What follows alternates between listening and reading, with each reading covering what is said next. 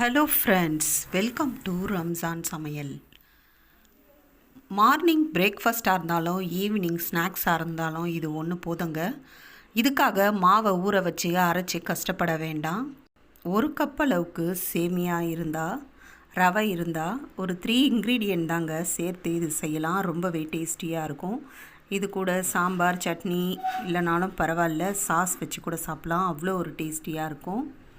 இது எப்படி செய்யலான்றதை வீடியோக்குள்ளே போகிறதுக்கு முன்னாடி நம்ம சேனலை ரம்ஜான் சமையலை இதுவரைக்கும் சப்ஸ்கிரைப் பண்ணாத அன்பர்களாக இருந்தால் ப்ளீஸ் சப்ஸ்கிரைப் பண்ணிக்கோங்க. பக்கத்தில் இருக்கக்கூடிய பெல் ஐகானை கிளிக் பண்ணிங்கன்னா என்னுடைய வீடியோக்கள் உங்களுக்கு உடனுக்குடனே வரும். சேமியாவை வச்சு ஸ்நாக்ஸ் ரெசிபி செய்ய ஆரம்பிக்கலாம். சேமியா வச்சு செய்கிறாங்களே எப்படி வரும்லாம் நினைக்க வேணாம். ரொம்பவே டேஸ்டியாக நல்லா சேமியாவும் வெந்து சூப்பராக நல்லாயிருக்குங்க ஸ்நாக்ஸு. அது செய்கிறதுக்கு ஒரு பேனில் 1 கப் அளவுக்கு சேமியா எடுத்திருக்கேன். வறுத்த சேமியாவாக இருந்தாலும் பரவாயில்ல, வறுக்காத சேமியாவாக இருந்தாலும் பரவாயில்ல. ஒரு முறை நல்லா சூடு ஏறுற அளவுக்கு வறுத்து எடுத்துக்கோங்க. கலர் சேஞ்ச் ஆகக்கூடாது. அடுப்பை மீடியம் ஃப்ளேமில் வச்சுட்டு நல்லா வறுத்து எடுத்துக்கிறேன். பாருங்கள், இந்த அளவுக்கு வறுபட்டு இருக்கணும். பாருங்கள், கலர் சேஞ்ச் ஆகலை பாருங்கள். இப்போ ஒரு பவுலில் சேர்த்துக்கிறேன். சேமியா வறுத்த அதே பேன்லேயே 1 கப் அளவுக்கு ரவை சேர்க்கிறேன். ரவை சேர்த்துட்டு கொஞ்சம் கைவிடாமல் கலரணும். அதே நேரம் அடுப்பு மீடியம் ஃப்ளேமில் இருக்கணும். அவ்வளோதாங்க, ரவை சூடேறி வாசம் வந்தால் போதும். அதையும் சேமியா வறுத்த பவுல்லையே சேர்த்துடுறேன்.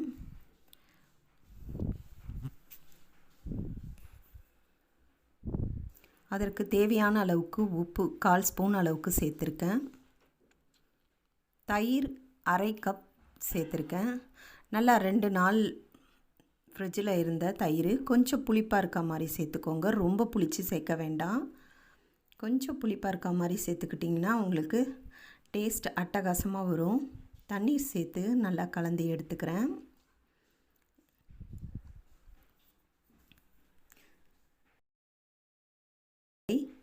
கட் பண்ணி சேர்த்துருக்கேன். பச்சை மிளகாய் 1 கட் பண்ணி சேர்த்துருக்கேன்.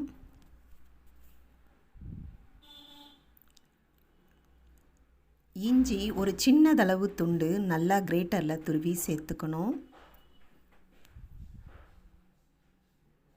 கொத்தமல்லி கொஞ்சமாக கட் பண்ணி சேர்க்கிறேன். ஒரு பெரிய வெங்காயம் கட் பண்ணி சேர்க்கிறேன். இதோட காய்கறிகள் எந்த காய்கறியானாலும் உங்கள் விருப்பத்துக்கு சேர்க்கலாம்.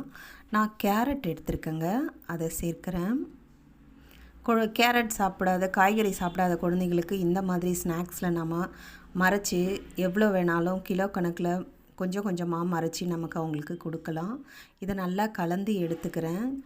ரவையும் சேமியாவும் தண்ணீர் உறிஞ்சிறதால நல்லா தண்ணீர் வச்சு கலந்து எடுத்துக்கிட்டேன். இப்போ இதை நான் ஒரு 1/2 மணி நேரத்துக்கு அப்படியே மூடி வச்சு ஊற வைக்கிறேன். அப்படியே இருக்கட்டும். இப்போ இதுக்கு ஒரு சட்னி ரெடி பண்ணிடலாம். பேனில் 3 ஸ்பூன் ஆயில் சேர்த்து பூண்டு ஒரு 4 பல் சேர்த்துருக்கேன். ஒரு பெரிய வெங்காயம் கட் பண்ணி சேர்த்துருக்கேன். ஒரு கண்ணாடி பக்குவத்துக்கு இது வதங்கி வரணுங்க.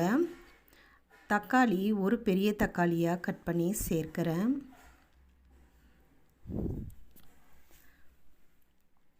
இந்த அளவுக்கு வதங்கி வந்தால் போதுமானதாக இருக்கும். இந்த நேரம் இதில் தனி மிளகாய்த்தூள் 1/2 ஸ்பூன் அளவுக்கு சேர்க்கிறேன். காரம் உங்கள் தேவைக்கேற்ப நீங்கள் சேர்த்துக்கோங்க. உப்பு 1/4 ஸ்பூன் அளவுக்கு சேர்க்கிறேன். லைட்டாக 1 செகண்ட் அப்படியே வதக்கிட்டு சட்னி அரைக்கிறதுக்கு தேவையான அளவுக்கு தண்ணீர் சேர்த்துட்றேன். தண்ணீர் சேர்த்த பிறகு இந்த அளவுக்கு கொதி வந்ததுன்னா இப்போது ஸ்டவ்வை ஆஃப் பண்ணிவிடுங்க. ஸ்டவ் ஆஃப் பண்ணிவிட்டு இதை நல்லா கூல் பண்ணிடணுங்க. நல்லா ஆற வச்ச பிறகு மிக்ஸி ஜாரில் சேர்த்துடணும். இப்படியே சூடாக சேர்த்திங்கன்னா மிக்ஸி ஜாரில் அரைக்கும் பொழுது அந்த சூடாக இருக்கிறதால நமக்கு மேலெல்லாம் தெரிக்கும். இதை நல்லா ஆறின பிறகு தான் நான் அரைக்கிறேன். இப்போ இதுக்கு ஒரு தாளிப்பு கொடுத்துடலாம். கடுகு, சீரகம், கருவேப்பிலை எல்லாம் தாளித்து வச்சுருக்கேன். அரைச்ச விழுதை ஒரு பவுலில் சேர்த்துட்டு தாளிப்பை இதோட சேர்த்துடுறேன். இப்போ சட்னி நமக்கு கார சட்னி சூப்பராக தயாராகிடுச்சுங்க. இது கொஞ்சம் காரம் கம்மியாக தான் இருக்கும். எங்கள் வீட்டில் குழந்தைங்கள்லாம் சாப்பிட்றதால கொஞ்சம் காரம் கம்மியாக சேர்த்துருக்கேன். உங்களுக்கு காரம் வேணும்னா நான் காரம் சேர்த்த இடத்துல உங்களுக்கு எந்த அளவுக்கு தேவையோ நீங்கள் அந்த அளவுக்கு காரம் சேர்த்துக்கோங்க. இப்போ நம்ம குழிப்பணியாரம் ஊற்றிடலாம். எல்லா குழியிலையும் ஆயில் சேர்த்துட்டு இதில் சேமியாவை சேர்த்துடுறேன். இது சேமியா ரெசிபி இல்லைங்க, அதனால் சேமியா சேர்த்துட்டு அதற்கப்புறம் நம்ம கலந்து வச்ச மாவை 1 by 1 இந்த குழியிலெல்லாம் ஊற்றிடலாம்.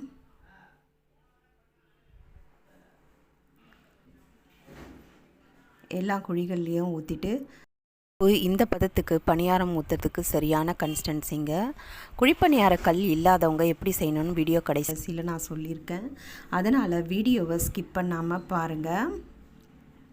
இது வேகிறதுக்கு பார்த்திங்கன்னா உங்களுக்கு கிட்டத்தட்ட ஒரு 8 நிமிஷம் போல் ஆகுங்க. 8 நிமிஷத்தில் இது வெந்த பிறகு மீடியம் ஃப்ளேமில் அடுப்பை வச்சுருக்கேன்.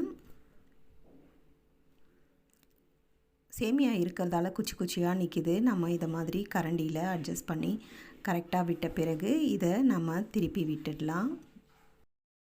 திருப்பி விடுறதுக்கு முன்னாடி கொஞ்சம் சேமியா அதற்கும் மேலே சேர்த்துடுறேன்.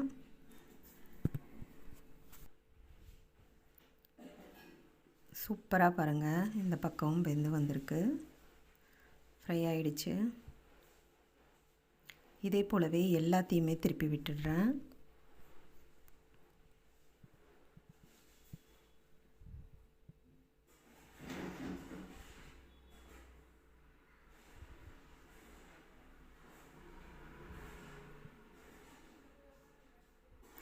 இதை அப்படியே மூடி திருப்பி விட்டு ஒரு 5லேருந்து ஒரு 7 நிமிஷம் போல் அப்படியே வேகட்டும்.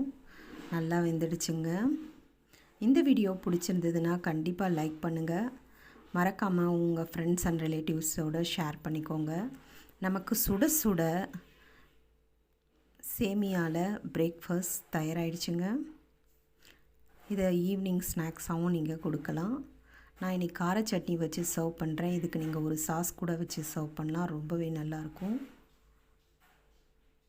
வேலைக்கு போகிற பெண்கள் டக்குன்னு இதை செஞ்சு குழந்தைங்களுக்கு மார்னிங்கில் பிரேக்ஃபாஸ்ட்டாக கூட தரலாம். எந்த அளவுக்கு சூப்பராக வந்திருக்கு பாருங்கள். இந்த பணியார கல் இல்லாதவங்க இந்த மாதிரி தவால சேமியா ஆயிலெலாம் சேர்த்துட்டு இதை மாதிரி கொஞ்சம் மாவு வச்சுட்டு அதற்கு மேலே சேமியா வச்சு திருப்பி விட்டிங்கன்னா உங்களுக்கு இந்த மாதிரி தோசைகளாக கூட குட்டி குட்டியாக குழந்தைங்களுக்கு வேக வச்சு கொடுக்கலாம். உங்களுக்கு 2 ரெசிபி இன்றைக்கி சொல்லியிருக்கேன். Healthy food healthy life. Video வாட்சிங் தேங்க்யூ. நெக்ஸ்ட் ஒரு வீடியோவில் சந்திக்கலாம். பாய்.